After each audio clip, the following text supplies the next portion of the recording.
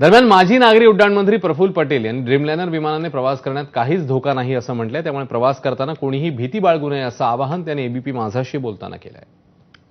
जगामध्ये आपण श्रेष्ठ जे देश आहे एव्हिएशनच्या बाबतीत त्याच्या तुल्यबळ आपल्याकडे सगळे यंत्रणा आहे आणि त्याचे आपले चेक्स अँड बॅलन्सेस आहे। आपले मेंटेनन्स स्टँडर्ड्स म्हणा, फ्लाइंग मॅन्युअल्स म्हणा, सगळं जे आहे आपण ऑल इन प्लेस आहे असं म्हणता येणार नाही। मी आजही कोणालाही सांगतो की विमानात बसायचं असेल 787 मध्ये आज प्रवास करायचा असेल तर अजिबात तुम्ही घाबरू नका। काय एक विमानाच्या काही दुर्घटना आणि कशामुळे झालं ते सगळं तपशील होऊ द्या, त्याच्या आधी निष्कर्षावर पोहोचू नका।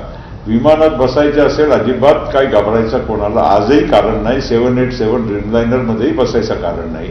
पण सोबतच एक विमानाचा आणि एक टाईपच्या विमानाचा काही अपघात झाला तर नक्कीच आपण त्याच्या सगळ्या बाकीच्या त्या टाईपचं जे विमान आहे त्याची प्रॉपर एकदम चेकिंग केल्यानंतर त्याचा वापर करणं योग्य राहील।